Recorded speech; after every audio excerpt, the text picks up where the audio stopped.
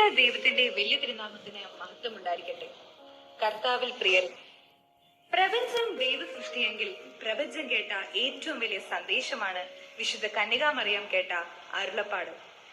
സർവവും സൃഷ്ടിച്ച സൃഷ്ടിതാവ് സൃഷ്ടിയായി പരിമിതപ്പെടുവാൻ തിരുമനസ്സാകുന്ന രക്ഷാ പദ്ധതിയുടെ പ്രഖ്യാപനം. അദൃശ്യനായ ദൈവം ദൃശ്യനായ മനുഷ്യരൂപം സ്വയം സ്വീകരിക്കുവാൻ വെറുമയാക്കിയ പ്രതിഭാസം. വിശുദ്ധ കന്യകാമറിയനോടുള്ള അറിയിപ്പ് എന്ന വിഷയത്തെ പറ്റി ചിന്തിക്കുമ്പോൾ 3 ചിന്തകളാണ് ഞാൻ നിങ്ങളോടുത്ത് ചിന്തിക്കുവാൻ ആഗ്രഹിക്കുന്നത്. ഒന്നാമതായി, ദൈവത്തിന്റെ മനുഷ്യാവതാരം എന്തിനു വേണ്ടി? ദൈവ സാദൃശ്യത്തിലും സ്വരൂപത്തിലും സൃഷ്ടിച്ച് ഏദനിലാക്കിയ മനുഷ്യൻ പാപനിമിത്തം ദൈവ തേജസ് നഷ്ടപ്പെടുത്തി പറുദീസയിൽ നിന്നും പുറത്താക്കപ്പെട്ടു. ഭൂമിയിലെ അവന്റെ വാസം തലമുറകൾക്ക് ജന്മം നൽകി പെറ്റു പെരുകിയെങ്കിലും അതോടൊപ്പം അവന്റെ പാപവും പെരുകി വന്നു.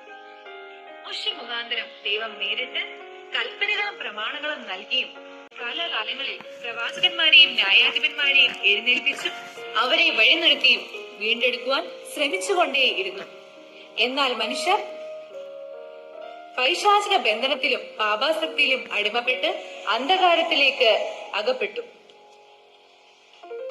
അവിടെ നിന്നും അവനെ ആത്യന്തികമായി വീണ്ടെടുക്കുവാൻ സൃഷ്ടിക്ക് സാധ്യമല്ലാത്തതിനാൽ സൃഷ്ടിതാവായ ദൈവം തന്നെ അവനെ വീണ്ടെടുക്കുവാൻ തിരുമനസ്സായതാണ് ദൈവത്തിന്റെ മനുഷ്യാവതാരം.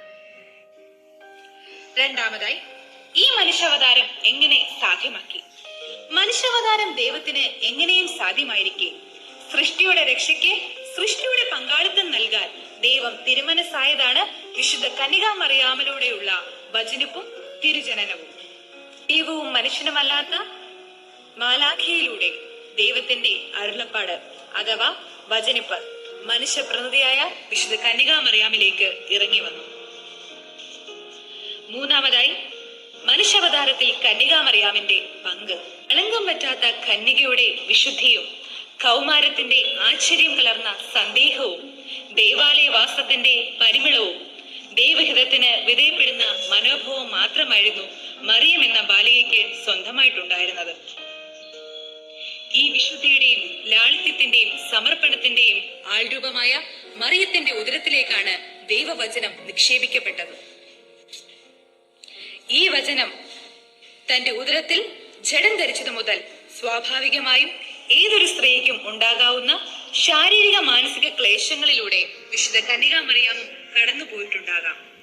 ഒരുപക്ഷെ അതിലുപരി. കാരണം അവിവാഹിതയായ ഗർഭധാരണവും അന്നത്തെ സാമൂഹിക വ്യവസ്ഥയുടെ നീതിശാസ്ത്രവും കന്യകാമറിയാമിനും തികച്ചും അപരിചിതമല്ലല്ലോ. എങ്കിലും ഈ വചനിപ്പ് അവളിൽ സൃഷ്ടിച്ചത് അസാധാരണമായ സേവന മനോഭാവവും സ്വയത്തെക്കുറിച്ചുള്ള അവബോധവും ദൈവത്തെക്കുറിച്ചും മനുഷ്യ തലമുറയെക്കുറിച്ചുള്ള സങ്കല്പങ്ങളും അധികാര സ്ഥാനങ്ങളുടെ പുനഃക്രമീകരണങ്ങളെ കുറിച്ചുള്ള വിപ്ലവകരമായ കാഴ്ചപ്പാടുകളും വെളിപ്പെടുന്നു.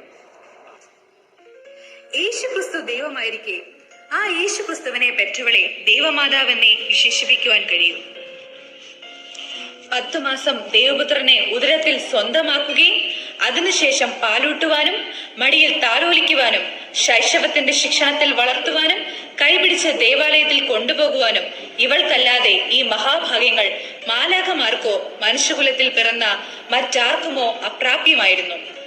ആയതിനാൽ ദൈവത്തിന്റെ മനുഷ്യാവതാരത്താൽ രക്ഷിക്കപ്പെട്ട നമുക്ക് അതിന് മുഖാന്തരമായ വിശുദ്ധ ദേവമാതാവിനെ മാനിക്കാതെ ഇരിക്കുവാൻ തരമില്ല. വിശുദ്ധ ദേവമാതാവിന്റെ അനുഗ്രഹങ്ങളും മധ്യസ്ഥതയും നമുക്കെന്നും അനുഗ്രഹത്തിന് കൂട്ടായിരിക്കട്ടെ എന്ന് പ്രാർത്ഥിച്ചുകൊണ്ട് നിർത്തുന്നു.